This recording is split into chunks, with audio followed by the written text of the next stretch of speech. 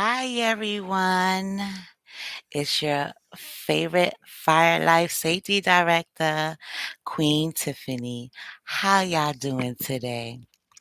In today's video, I'm going to be talking about 5 steps you need to be a fire life safety director.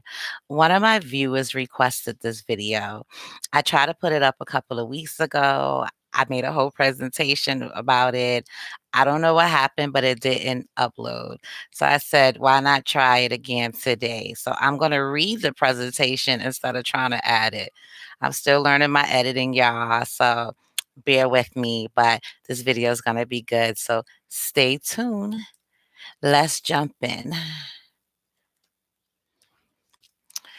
So, what you need to be a fire life safety director? Some of y'all may know, some of y'all may not know. I have 12 years in this industry as a fire life safety director, 20 years as a security officer, fire guard, and security management. Along with those skills, I've been working interchangeable with both of them for the past over a decade.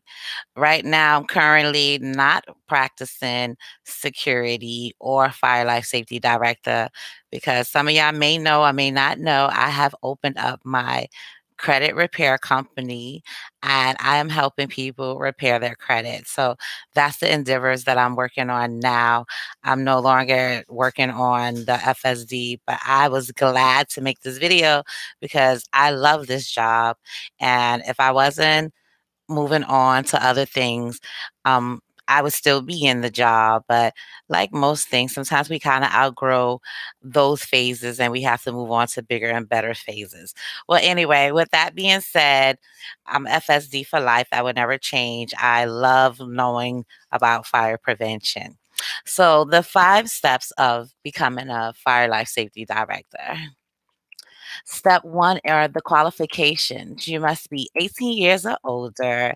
You should understand some of the English language, and they want you to have 5 years of experience as a fire prevention or building service equipment. Understanding your building equipment is important. They also want you to have 3 years as a fire guard or a building engineer or security with fire brigade training or a manager. You don't necessarily have to be in the security industry to be a fire life safety director.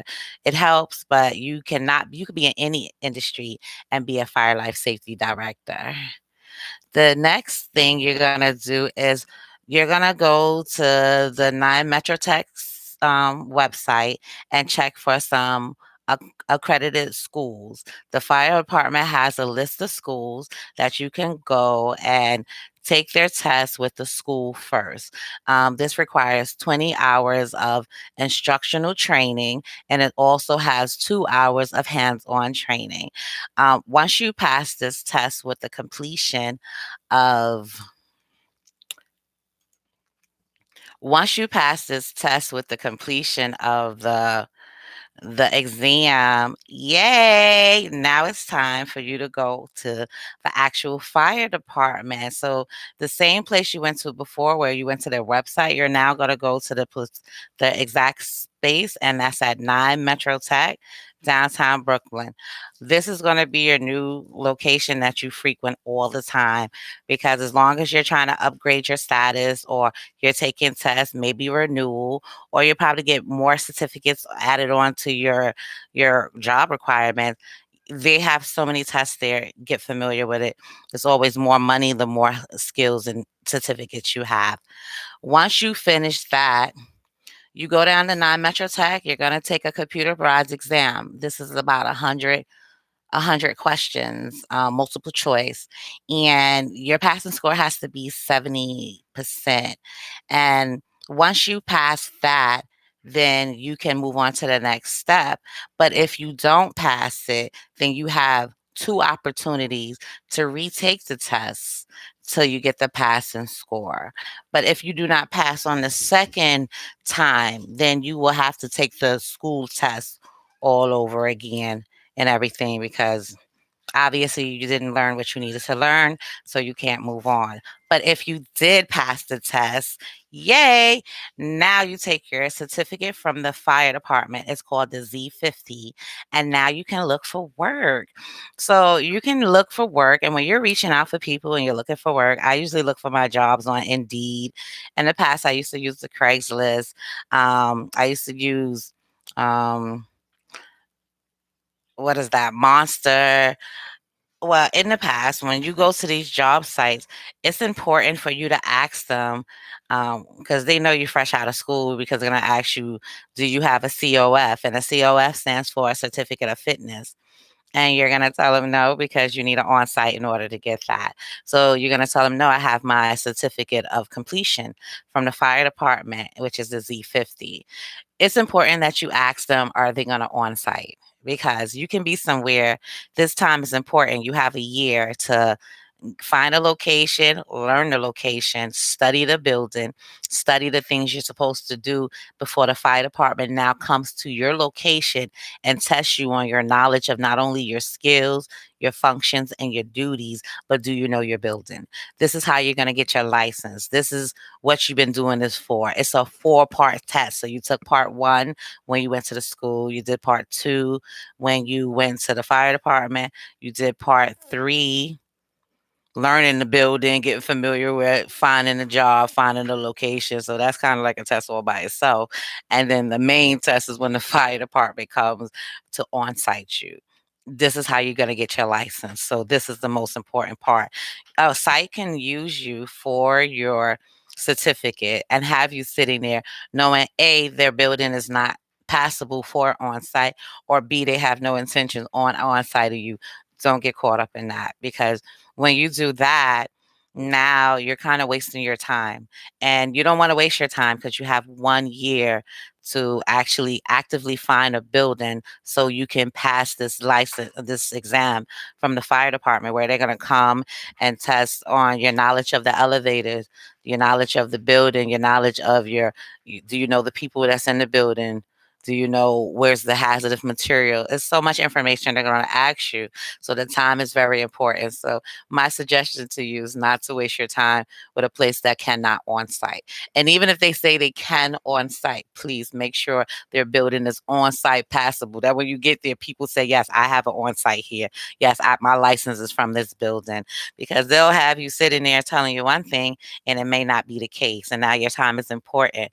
I've been in scenarios where a building say they can't on site, but I needed the job. So I still took it. But then I had to find a second job because I still needed the on site. So now I'm working 2 jobs, one building to get my license, another building to add to my income. So it depends on your situation. But once you do that, you get your certificate. Beautiful.